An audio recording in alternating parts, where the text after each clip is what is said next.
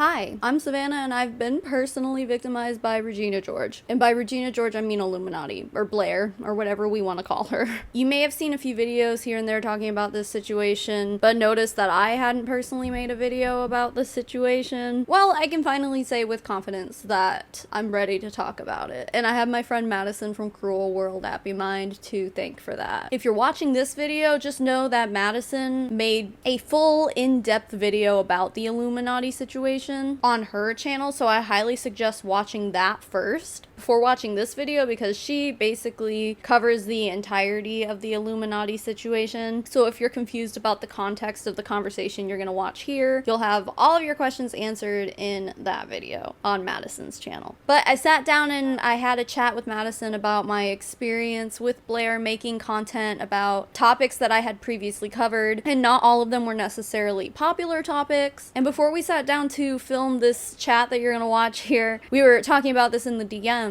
and she mentioned that Blair used a clip of one of my videos in her video about Gary Young, who's the CEO of Young Living, and I didn't even know that. So in that moment, I felt validated enough to be like, okay, time to tell my story in my own words. Because it suddenly became clear to me in that moment that Blair, or at the very least her editors and her writers, knew who I was, and they knew what kind of content I made out of here. So I am on their radar one way or another. But anyway, thank you, Madison, for helping me feel brave enough to talk about this experience here on my own channel, in my own words, and also on your channel. Please don't forget to hit the subscribe button before we get started here. I recently kind of found some inspiration to start freshening up the content on this channel. I'm gonna try a new quality over quantity approach, and I'm actually very excited about this new direction that I want to take. But I think the more like reactionary commentary type of videos that I normally make, I think we could still do that like in live stream form. So that's where my head is at right now, but it's going to be a learning curve, and bear with me, but I'm very excited, and yeah, please subscribe. Okay, without further ado, please enjoy this extended version of the interview that I did with Madison.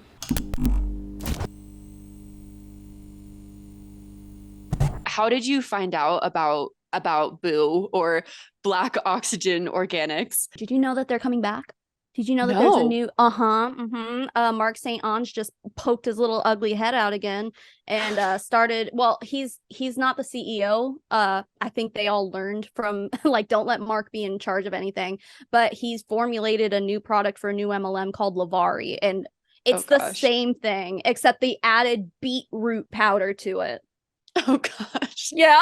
So Black Oxygen Organics is back. The Dirt MLM's back. And how did you know that you wanted to do a video on it as well? So this was a few years ago, so my timeline might be a little goofy, but from what I remember, first I'm hearing that there's an MLM that's selling dirt for, it was like $100 a bag, and then they eventually, I think, raised the price to like $110 or something, which was just so ridiculous for freaking dirt. But anyway, so that's shocking enough. But then at a certain point, like, people started really digging into it. Pardon the pun, but it was literally dirt. They were digging deep into the dirt MLM. And we found out, and when I say we, I mean like other people were the ones who found this out. I was just watching it all go down. But when you look up the bog that the CEO, Mark St. Ange, said that he was getting the dirt from, it is catty corner, like diagonal on the map to a landfill. So you basically have this CEO who's digging mud out of a nasty Canadian bog that's right next to a landfill and selling it to people for $100 a bag. Like, long story short. And saying it's like a miracle cure for all of their issues. They're eating it. They're bathing in it. They are drinking it. They are rubbing it on their faces as a paste. They're feeding it to their children. Highly do not recommend doing any of that. But so obviously, like, this story just keeps getting more and more fascinating. And the more we dig up on this guy, Mark St. Ange, the more just like, I didn't think it could get any more interesting and weird than this, but here we are now. Now we got this going on. And meanwhile, people are promoting it on Joe Rogan podcasts and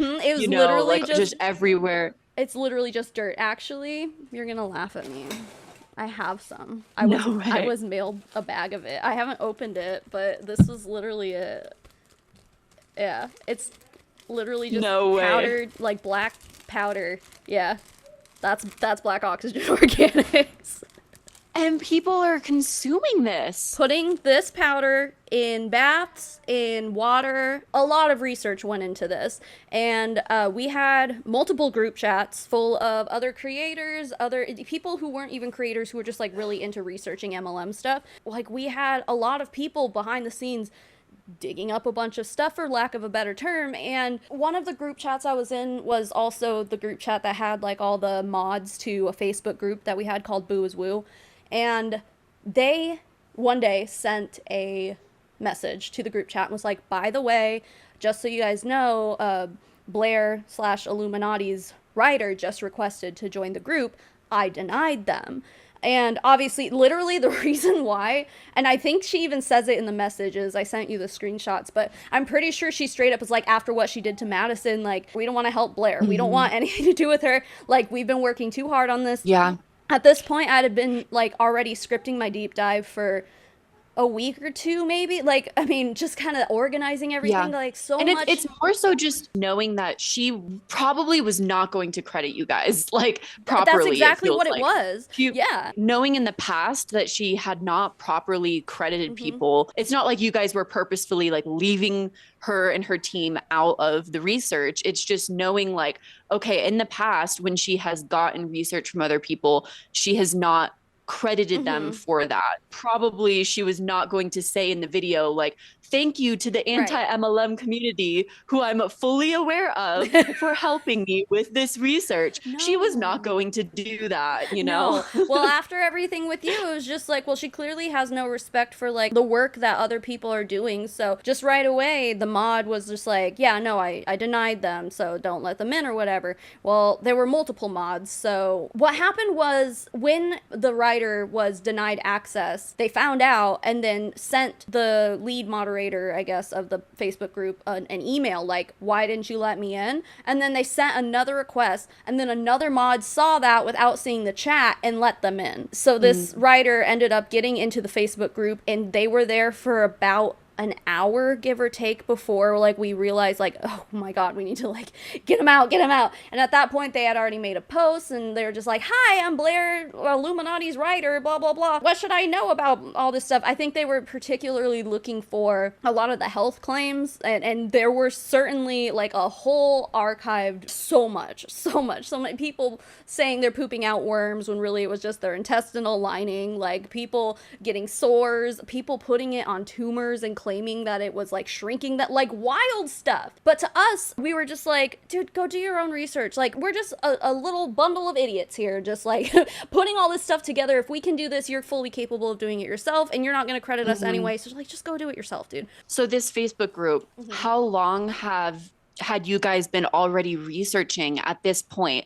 Because what it sounds like is you guys had, within this Facebook group, already been doing tons of research. This had been a bank of research that you guys had been doing, where you utilize this Facebook group to work together to collect research. This writer basically comes in and has access to all that research that you guys had been doing, working together, basically accesses it and just has it all. They're there for utilizes an hour. it, brings it to Blair. I think you and I both know that you can pull a lot of information out of a Facebook group in an hour. And while, of course, it's difficult to know exactly what files were pulled, what pictures were saved, what screenshots were taken, we don't know for sure.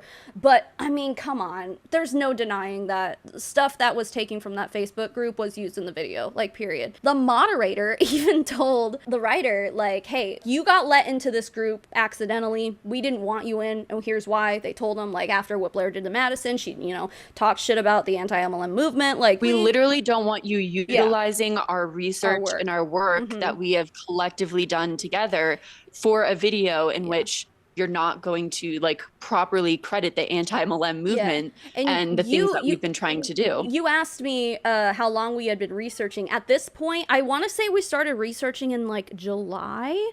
And my video came out at the end of August, I think. So around like 6 to 8 weeks, probably, just compiling. Like here and there, like I know Roberta Blevins was doing little TikToks here and there, like little tiny updates. Other people were making small updates on Instagram or something. But I was working on putting together the entire deep dive, like all of the information that we had gathered for that 6 to 8 weeks into one cohesive video that was easy to consume. And that's what I did. And then, lo and behold, 2-3 weeks later, here comes Blair. Hey guys, I got a video. It seemed very obvious where she got a lot of her information from. And obviously I don't have like solid proof of what it was exactly she got, what information she used, but all I know is that I was never credited personally. What they did do was put the Facebook link in, like, 'cause she has like a document of sources that she does for her videos, so she put the link to the Facebook group as a source, but it's a private Facebook group and you have to like request to join it. It's archived now, so I don't think anyone can join it. But like at the time, yeah, it was like people can't just go there and get whatever sources they want. It was like a private Facebook group. So instead of crediting the people who were actually doing the work, she just put a post or a link to a Facebook group. A Facebook group that doesn't exist anymore. It exists, but it's archived. Like, I don't know. I think I'm still in it, unless I got kicked out. Part of the reason why I didn't end up, like, making a video myself, I scripted it, and I was going to, and then, like, it came down to me being like, well, I can't, like, blame all this on Blair. Like, I mean, I don't want to be like, oh, okay, like, it's fine. I mean, I could forgive her or whatever, but it's like, oh, yeah, it's fine. In that case, it's fine. You can take my work. No, it's not that. But, like, it's more so if that's your livelihood, to kind of just like find shortcuts and things, the way that she went about it obviously isn't the best way to go about doing that. But if she was in a situation where she couldn't talk to Blair and be like, look, this is too much work for me and I'm scared of you taking my livelihood away. Yeah, I mean, it's just like a really bad employee work culture, and a situation where when anti-mlm creators and other small creators came to Blair and said, hey, we have a concern that, you know, these videos look very oddly similar to ours. She, instead of going to her writers who were producing these videos and saying, hey, is something going on here? Are you replicating? She attacked those creators or ignored or deflected. It sounds like even in the, you know, Boo situation, they just completely ignored it, you know, and pretended like nothing was happening instead of, you know, actually doing the responsible and ethical thing. And I do think when you're a larger creator, you have an ethical responsibility to credit, you know, other creators. Exactly. But like with how much work goes into the kind of content that we make, or at least like, I don't know, when I guess you do a lot more deep dives than I do, obviously, but like when I do, it's like it takes a long time to script it and stuff. And it's like, and I'm doing all that research myself. I worked so hard on my shit, dude. Like I was scripting that video for like 2 weeks. Obviously, I don't have full proof that she did any of that any of the times. But when you told me that she put a clip of me in her Gary Young video, which I didn't even know, like I've never really, I mean, I've watched her content here and there, but like not much. So like I must have missed that one. But see, that tells me it's like, if you use clips of my video in your video, like you should have tagged me or something. Like I should have been notified in one way or another. And that's what shocked me when you told me that. I was like, she what? Like, so she knows who I am then. At the very least, her editor knows who I am. At least I have a personal feeling where, because creators put so much research and time into their videos, if you're putting together a video, at the very least, if you see that another creator put a video together before you and you're going to especially clip them, you should at least put their creator name in the like you know, on the screen, on the bottom corner somewhere. And it's not hard, dude. It's not hard to do that at all. It's not. And YouTube even recently made it so much easier because now everyone has a handle, so it's like tagging someone on Twitter or on Instagram. You just @ with their handle and like you can click on it and go to their channel. Like it's so easy to do it now. So to me, there's no excuse for any creator to not give credit where credit's due to another creator. Like there's no excuse for that as far as I'm concerned at this point. Yeah, because years ago it wasn't so easy, but like no, I totally agree. Of course, 1 or 2 mistakes can happen, but when you see a sort of long-term pattern of that where it sort of creates this culture of a larger creator wanting to step on a smaller creator and sort of utilize their work as a stepping stone instead of like crediting their work and helping build them up as well. Like I forget what that saying is, but it's like raises all ships or something, you know, and like there can be that sort of culture. I forget what it is. You know what that sounds like? It's It like sounds all like a pyramid scheme when you talk about it that way. One person stepping on little people to get to the top. Please. Please, Blair, we know what you're doing. Like, yeah, that it does sound like a pyramid scheme. It sounds like yeah, someone utilizing the work of other people to sort of, yeah, try and make them and only them be at the very top of something. And Blair has shown that through all of her anti-MLM content. She wanted to be the only anti-MLM creator, and I found that to be very strange. She didn't even know there were other anti-MLM creators, Madison. She had no idea. It's just not a good feeling to work for what I was saying, like 6 to 8 weeks on gathering. And even if like I'm not the one who finds that exact information, I will take it and organize it and all that. And of course, then credit the people who helped me find that stuff. You were working with a group and you were at least crediting that group, and you were all collectively working together. And that was the understanding of that group and that community. And everyone there was a collective understanding and this like beautiful symbolism within that, you know, at the time. We were, at the time. We were all working together on it, and it felt like a group project, and like we were all so fucking proud of it, because then, like, as you may or may not know, Boo ended up getting shut down. While a lot of people are like, the anti-MLM movement didn't do this, it's like we brought a lot of attention to it, so like I don't even want to hear it. What really hurt the most is that I ended up getting a cease and desist letter from Black Oxygen Organics for my involvement in all this. And while I never talked to Blair, I tried to reach out to her to ask, because when I got the letter, I know another creator got a cease and desist also for content she was making. So I tried to reach out to Blair. I just wanted to kind of have the full story, like who are they reaching out to? Who are they trying to bully into submission, you know? And Blair had her DMs turned off, so I didn't have a way to reach her. I mean, I guess I could have started commenting on all her shit, but like now knowing everything we know about Blair, it's like she wouldn't have talked to me. She wouldn't have given me the time of day. Like, so it was my first cease and desist letter I'd ever gotten. A few years later, I've gotten plenty now, so I'm like not scared of them anymore. But it was like I ended up actually hiring a lawyer to go through with the response for this, because they were actually, Black Oxygen Organics was suing someone else. They were suing one of their ex-distributors. So it was kind of like one of those things, like they're suing someone else, they could potentially sue you too, so let's just like be careful and be cautious about it. And it was a bullshit cease and desist letter. Like, it's kind of a point of pride for me now, because they wrote poo-poo on a legal document and sent it to me. So like, I'm like, I got a lawyer to write poo-poo in a cease and desist letter. Like, love that. Great job, Savannah. At the time, it was really stressful. Like, I remember that day, like just sobbing to my husband, just like so stressed out, because then I had to like,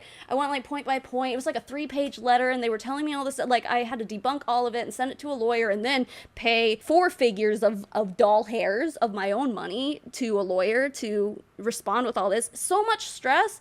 And did Blair go through any of that? Probably not. If she had received a cease and desist letter for the same thing, I get the feeling she would have posted something. Someone would have heard something. But to our knowledge, like, she just kind of got to go away scot-free. She got to make her video, allegedly use our research for it, and then not have to deal with any of the repercussions that the rest of us were. If you're a larger content creator and you know that, A, you received a large amount of research off of a group of you know, a group or a community that was doing research for a collective of weeks, you know, and that was a majority of research, at least from what it seems. In my opinion, if I had to guess how much stuff she got, like from her video, from watching probably my stuff and other people, 90%. That's my estimation, but I could be wrong. And then in that video, you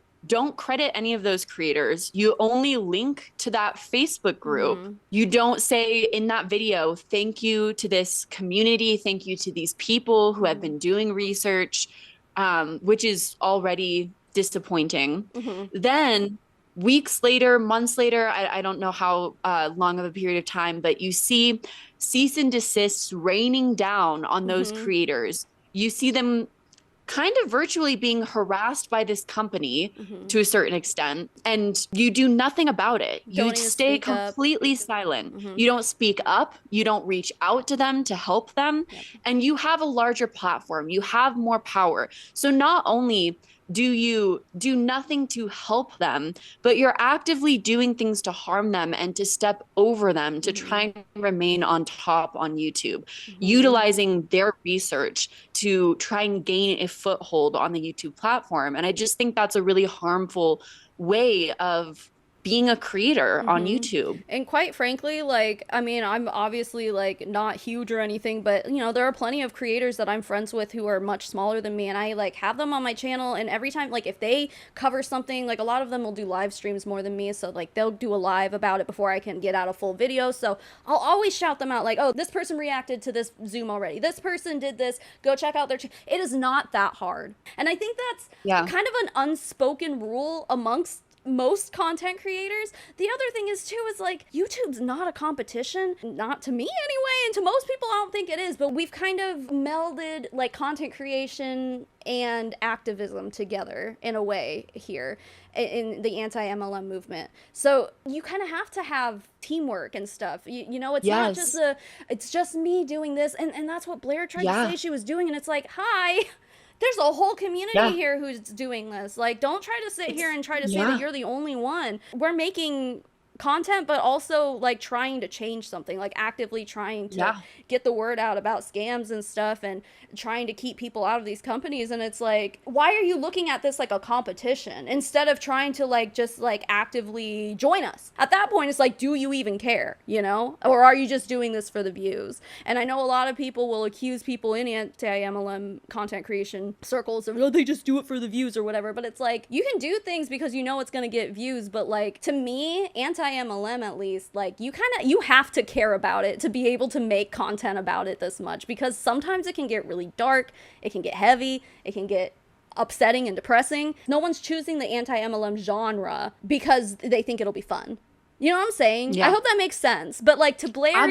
it's just like another topic for her to talk about. And then meanwhile, you have all of us who are like, well, we actually care about this. So yeah. No, I completely agree. She didn't really care about the topics that she was doing. It was just, you know, a money-making avenue, which is really disappointing. And for background, that was also a huge reason why I decided to completely drop the controversy that I had with her at the time, is because I did respect her as a content creator and thought that she did care about the topics. And I thought, like, this is a really bad look that we're two people that are making content that is supposed to be about ethical business practices and helping people, you know, get out of toxic situations that might be harming their life, harming their finances, harming their, you know, relationships with others in the anti-MLM sphere.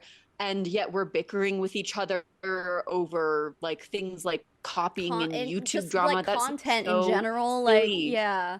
Yeah, I that seems so totally. silly in the grand scheme of things. And so that's another reason why I was like wanting to figure out a solution and work through, because I thought it'd be such a great example kind of for like content creators, or just, you know, like, I don't know, not that I obviously have that sort of influence, but like, you know, just like a great like thing, so that it couldn't be something that like MLM people could point to and be like, oh, look at anti-MLM people, they're just as bad, or they're, you know, not to be trusted, or, Yeah. you know, this is a bad look. And so and other yeah, situations she didn't within care. other situations within the movement have brought that kind of criticism up on our movement before, because there have been some bad apples here. For the most part, I feel like I've been friendly with most people. Most people here are just genuinely here because they care. It almost is like, if you are someone who tries to enter the movement just to use it as like, oh, I'm gonna grow my YouTube channel with this genre, you kind of get ostracized right away, because meanwhile you have people who are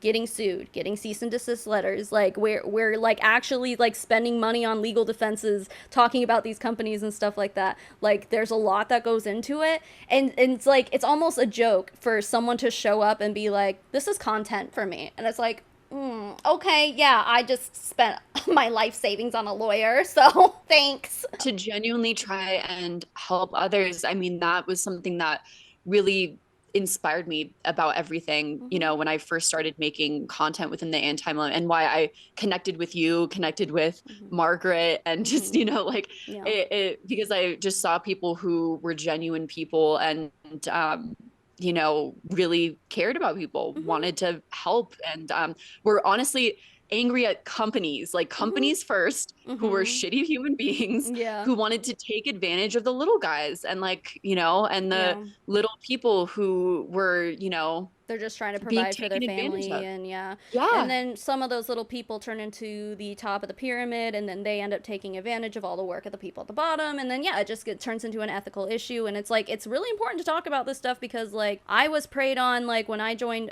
2 MLMs. Both times I was preyed on for being like, I had just had my daughter. I was selling candles. It was Gold Canyon Candles, which isn't an MLM anymore. They like randomly shut down and screwed over all their workforce. That was fun. But like, so I was selling candles, and then like that didn't work out, because go figure, it's really hard to be successful in an MLM. And then like a few months later, like one of my friends' sisters reached out to me and was like, you were selling candles before, girl, that's not you. Like I've seen you do your makeup, you can do makeup so good. And I'm like, you're right, okay, I'll try it. And the same thing was like, don't you want to stay home with your baby? Don't, like, oh, she's a year old, or however old she was at the time, like, don't you want to be home with her? And I'm like, yeah, I do. So it's like, it's that kind of stuff that like you don't really realize you're being preyed on. You don't realize the predatory nature of all of it unless someone is here talking to you about it. And so like that's why I started making content, because when I quit Limelight, there wasn't an anti-MLM movement on YouTube. It was on Reddit, basically. So I made a video about it, and it just like blew up, because like other people were resonating with it. Like, yeah, I know exactly what you're talking about. I've been in Herbalife. I've been in Amway. I've been, you know, and then the conversation just grew and exploded. And that's why it's so important, because very clearly this genre, I mean, it fell into my lap. Like, I didn't create a YouTube channel thinking I was going to talk about MLMs. It just kind of like happened that way. But you continue with it because you realize like this is something that needs to be talked about. And then at the same time, I see people like Blair. Quite frankly, she has a lot of pull, and she obviously has a really big audience. So you kind of are like, ugh, like she sucks as a person, but like a lot of people are seeing her content and getting the word out, and people probably have been helped by the things she makes. But why? Because she's shitty, man.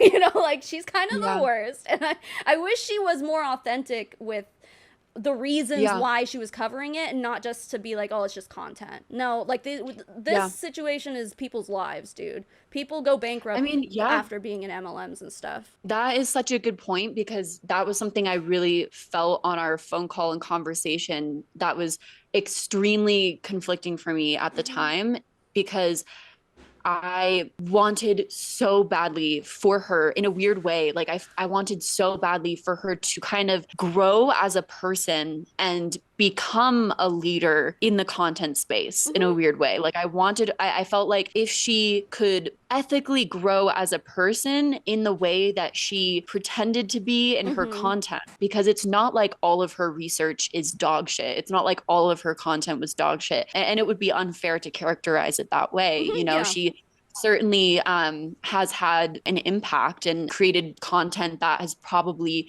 helped some people avoid MLM companies. And it's very consumable. And that's valuable. Yeah. Yes. Yeah. And that's valuable to a certain extent. And I've always seen like value in her work in that way. But then like, you know, when we've talked about here, like she has a whole team of people doing this. Like she's not just one person, which like in most cases that wouldn't be an issue. But very clearly there were problems in the way that Blair has been running things, with how she treats her employees, what she expects of her employees, those kind of things. It's like, okay, so it is problematic, though. At least treat your employees well as well, because if you could be a good person intrinsically, as much as you know, ethically project in your videos your moral values, if you could be that intrinsically as well, and be a leader and a strong voice within the anti-MLM community, within content communities, that's what I was like almost like hoping and vying for within this phone call. And who honestly she was pretending to be. She was like, I understand your research now. I totally misunderstood, you know, your perspective, but I get it now. I get your research, and I can see us being friends in the future. And you really like turned me around. I understand now. And like, I was just feeling on the defense because in the past I've had these bad situations with bad content creators who've attacked me and harassed me for years. But now I understand that the anti-MLM community isn't like that. She gave me a story, and I felt like, wow, she can really grow and become this wonderful voice and this wonderful leader. And honestly, maybe that's something that could be an invaluable thing, you know, to the anti-MLM community, because she is such a strong voice, or she was, you know, and undoubtedly probably helped a lot of people avoid MLM companies. But the unfortunate thing is, when you are a hypocrite behind the scenes, running an unethical production company, doing things like treating your employees horribly and operating possibly scammy sort of situations with things like shady car deals with employees or weird things like that, your entire brand is ruined, everything that you've been preaching. And not only that, but it's just the messages that you've now been sharing have been completely tainted. And now all that power that you had, the voice, your message that you've been sharing, now reflects badly on everyone else too, because you had that power and that platform. So it's disappointing for that reason too. So yeah, she would have made a great upline for us in the anti-MLM. If she was our upline, she would have been the best leader, led the best retreats. You know, girl. But no, she decided to step all over us and rise up to the top and not take any of us with her. So the more that comes out about her, the more validated I feel about my experience, my indirect experience with her. The more you hear, it's just like, yep, there's a pattern of behavior here. So, and you were saying recently too with another video, I didn't see that one because I think it was recent, but it was very recent. Olive Tree People is a new-ish MLM. It came out like 2 months ago, I think, is when I released. I'll pull up the dates here. Like, I want to know how soon. I want to say it was maybe like 3 to 4 weeks after I put out my video, but long story short, you're gonna love this. There's a new MLM called Olive Tree People. Already sounds like a cult, I know. So the CEO, the CEO bought an olive a farm. What would you call it? Like, I forget what he calls it, but like he built a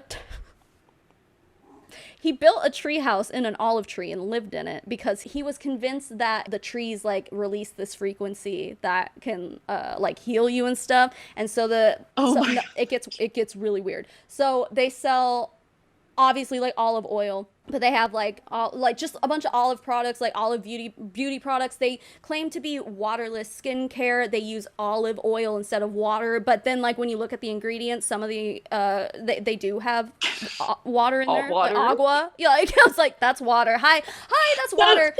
Yeah, it's wild. But here's the craziest part. Oh my gosh. Here's the craziest part. They also sell something called a big olive. It is $13,000, and what it is a giant coil. Like, it's supposed to, okay, so every olive tree on his property is like geotagged with like a little frequency emitter, he says. And so every big olive, the $13,000 big olive that people buy, is connected to one specific olive tree. And this is in, I think, Spain, like an island off of Spain or something like that, where these olive trees are. So if you buy a $13,000 big olive, the idea is that the frequencies from one specific olive tree are now transported into your home. So now you are basically living within the frequency of your very own olive tree treehouse. Yeah.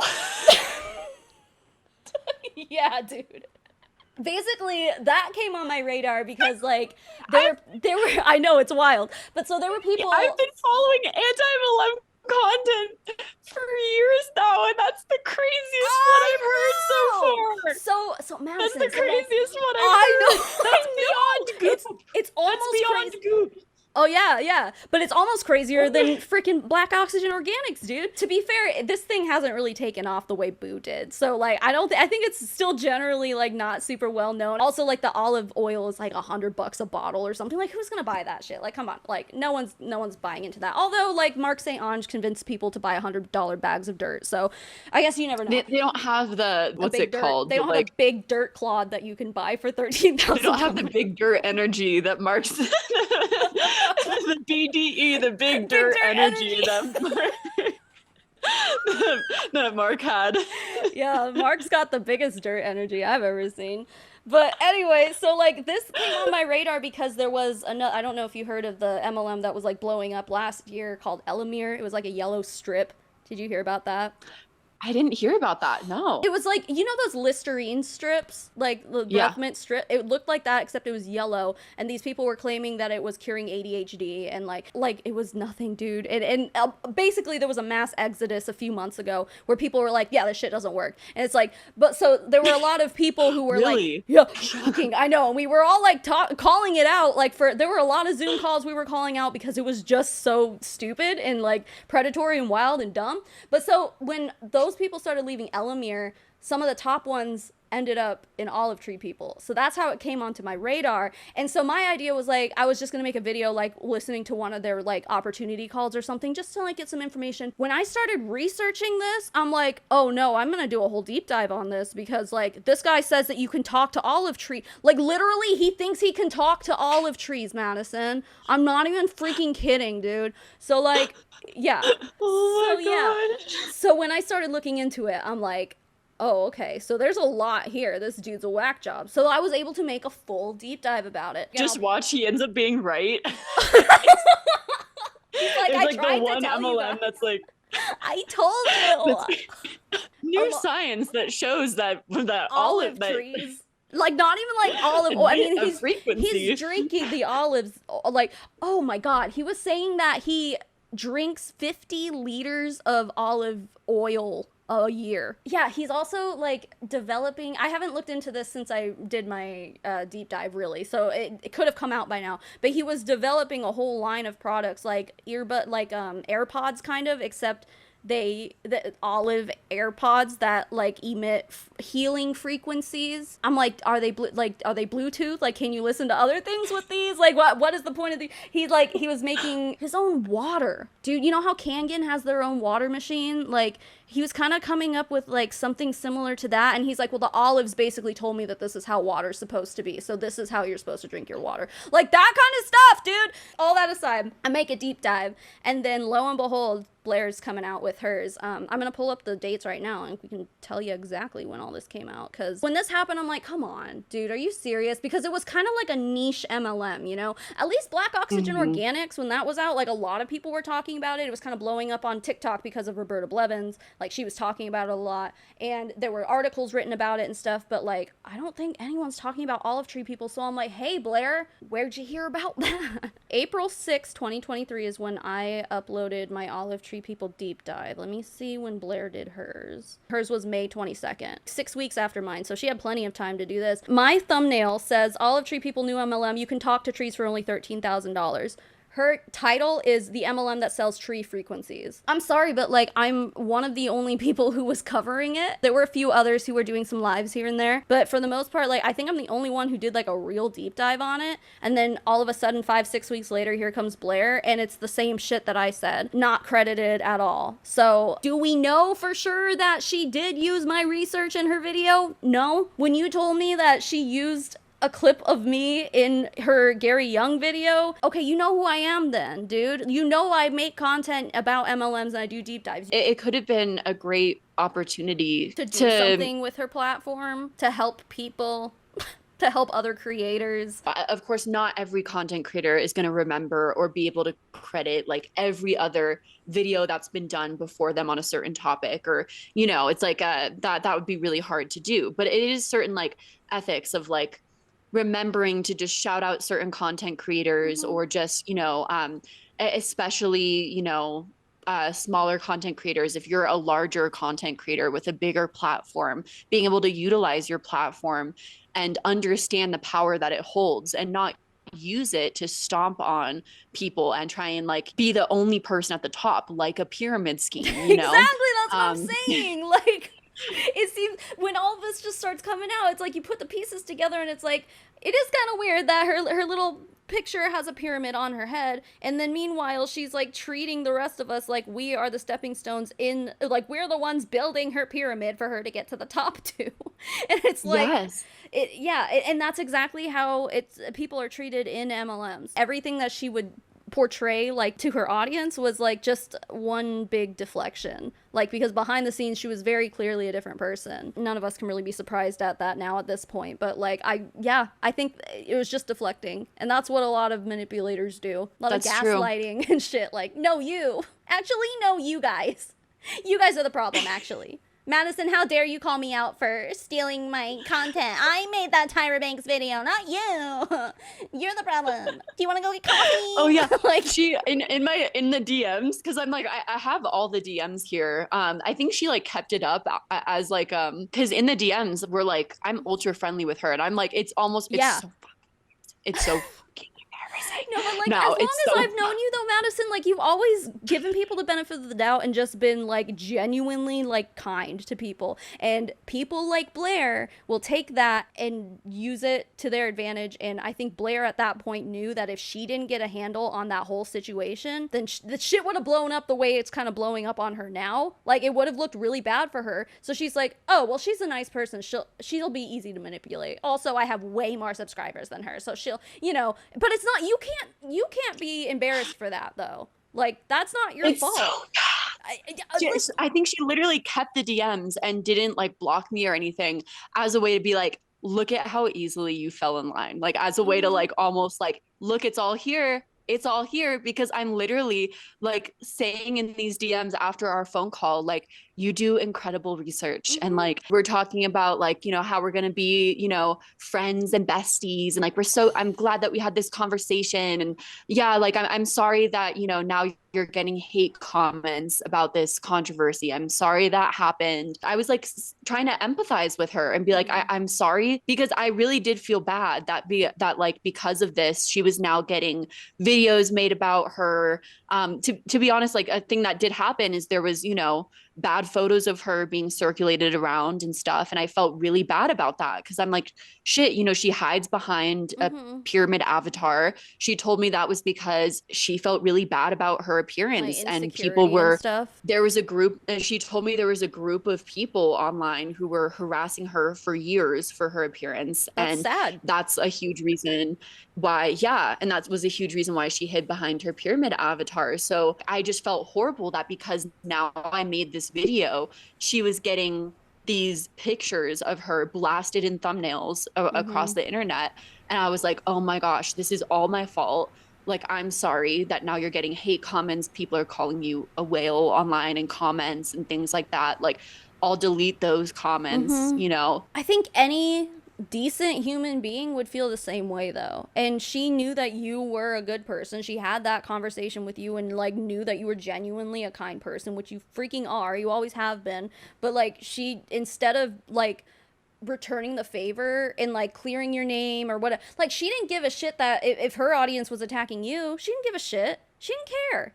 She didn't care. What's crazy, she didn't even like really, she didn't even publicly apologize for the statements. Her statement was like, we were both stupid, haha. Yeah, we were both like it wasn't like an I'm sorry for the statements I've said to Madison or anything. You took all the accountability for her when you shouldn't have. I think she absolutely manipulated you, and it's really sad, but I also don't want you to like feel bad about that, because like it could happen to anybody, and like it's almost like you'd be feeling bad for just being a genuinely good person. It's like, don't feel bad for that. She's the one who fucked up here, not you. Like it's just like cringy to like read these messages, because like I think I genuinely so much believed like she, like from our call and from everything, like it was gonna turn this page and she was gonna like start inserting herself into the anti-mlm community, into like the YouTube community in general, because like she had told me like I don't have a lot of female friends, and I didn't believe the anti-mlm community was a good community. After this call, like you've changed my mind, and like, you know, I'm gonna like start, you know, like talking with them, which by the way, like she's kind of a pick me, like all of her guy friend, like all of her friends were like guy friends. She had zero female friends. She Yeah. didn't want to associate with any women in the commentary space, you Mm-hmm. know, and like wanted to like I mean that's a little bit pick me energy, like, you A know, little bit. I think let's be real here. but I think that's also a part of like her dealing with an insecurity. But yeah, and so like she's like, oh, like I don't have a lot of girlfriends, like you've kind of opened me up to the idea. So after this call, I'm like, oh, she's gonna start like inserting herself into the YouTube sphere. And so yeah, I'm just like being so nice to her in these DMs, and now I look back and it's cringy. It just looks like I'm kissing her ass. It's just embarrassing. She totally manipulated me, making me think she was gonna like be a great influence and a great like help to the community. And then 3 days later, she stops ever messaging me again. It was just basically that to get me to do her dirty work, what she wanted me to do all along, delete the video, do what she wanted. And she thought it would just go away forever. She didn't know that people were going to screen record my video, that it was going to be posted on the internet forever, that people weren't going to just forget it. She thought it was just going to go away. Which is really and that she could like be nice to me. It's weird to say that she's naive for thinking that, but that really is a naive way of thinking. It's like, you're on the internet, people don't forget. Well, it's happened to her in the past with even smaller content creators. Apparently, it's happened where people have made videos like that calling her out, and she's gotten them to delete the videos, and it's been forgotten about. It's never been dredged up. People like just never realized that it's happened, but this was a little bit bigger than she realized, and so it didn't just go away. But she thought that if she could manipulate me and get me to delete it quick enough, that it would just go away. And I was a freaking idiot who just like fell right into like her spider web, and it was like really sad you that weren't that an idiot. happened. She's like a master manipulator, dude, and I think all of the stuff that's coming out now is just so validating. And especially it's hard because then there's that intimidation factor, because she had such a big following, and even now to this day she still, despite being canceled, still has over 1 million subscribers. Like, what's going on? She had an Instagram post far back about me like subbotting. She like did an Instagram story about me subbotting. That was part of the whole thing, is she like accused me of subbotting. The reason why is because there was the reason why is because there was a random article. Do you remember the video I did about the spy girls, or the spy kids girl that joined Young Living? Or was it Young Living? Yeah. So I did like a video on that. And there was an article on a site that does subbotting, I guess. So like literally I have no idea still to this day, like what the fuck this site is. The funny thing is the logo is a purple triangle for this site. So I don't know. Projecting! She owns the site! Whoa! Conspiracy! Conspiracy. But yeah, so this site apparently wrote an article about this one singular video that I did. This site writes an article about that. This site has written multiple articles about multiple different YouTubers. That doesn't mean that they do subbotting on that site. Like, this is called SEO, people. Right. Like, sites do this so that they can rank up when people search different YouTubers, so that like they basically rank up in that SEO so that different people can like click on that site and buy their product. You know, it has nothing to do with like anyone subbotting, you know? Right? It's like, ridiculous. That is so, and like, that's such a reach. Yeah, like what proof is that like someone subbots? It's so silly. That's her like irrefutable proof that I'm subbotting. And so after our call, like I have a message of her like basically showing me that like article and saying like, giving me like a link to a lawyer to tell me like I need to call or contact a lawyer to get this like article removed of me. That way no one ever thinks I'm subbotting if they come across this article. And I'm like, I don't think, because that's definitely going to be people's first conclusion. Yeah, well, I was going to say, like, I don't think, like, even if people saw an article, like, I don't think people even know that, like, subbotting is a thing. Like, that they wouldn't immediately assume that. That's wild. I mean, if it makes you feel any better, I never heard that rumor about you, so. Okay. And I think it's pretty obvious that you don't subbot, so.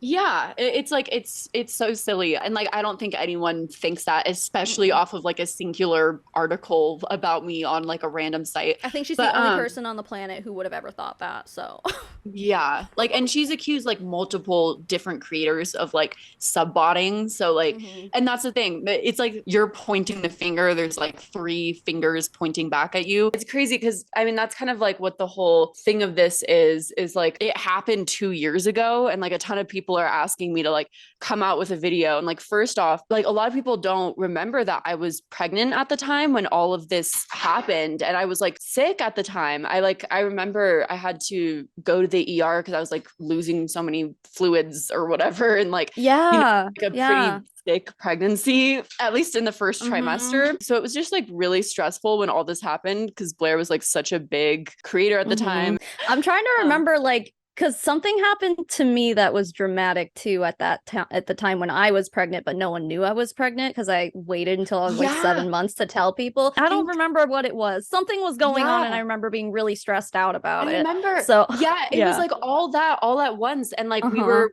pregnant at the Yeah. at that time, and like, and that was the thing, and we like, and I forget. I think at that time I had just told people I was pregnant, but like hmm it was still that thing where it was like early in the pregnancy, try to keep it under wraps, and it was like, dude, this is not cool timing, bro. Like, Yeah. I think kind of, I want to say well, obviously you were still pregnant, but I want to say like I had just had Griffin or something. Or like, because I feel yeah, like the postpartum depression thing was part because I had like really bad postpartum depression. I ended up talking to people about that. So, like, I know that was part of the conversation. And so people who were defending you and I were like, well, one of them is pregnant and the other one just had a baby. yeah, And like, how dare you attack these women? yeah. Like, No, literally, yeah. it's not cool. Like that's a whole other level of the conversation that I feel like in this recent thing that's kind of come out, like a lot of people have forgotten about is like hmm also that was a whole layer. And like at the time I was like having these like shakes, like this like stress shake at the time. I like hesitated to like talk about this is just like That's bringing up stressful. all that, yeah, all that stuff. And it's just a weird, yeah, a weird thing. Well, And the dynamic was yeah, so different because like you were so much smaller at the time and it just felt like she was just stomping all over you and that's not cool to do to yeah. somebody who's newly pregnant, like or anyone Yeah. at all, but like yeah. Hey, if you made it to the end of this video, thank you so much for making it here. That's not the only thank you I want to give here. First of all, thank you, Madison, for having me on your channel and for having this discussion with me and allowing me to post the extended cut on my channel. Obviously, guys, make sure you go and check out Madison's channel if you haven't already for whatever reason.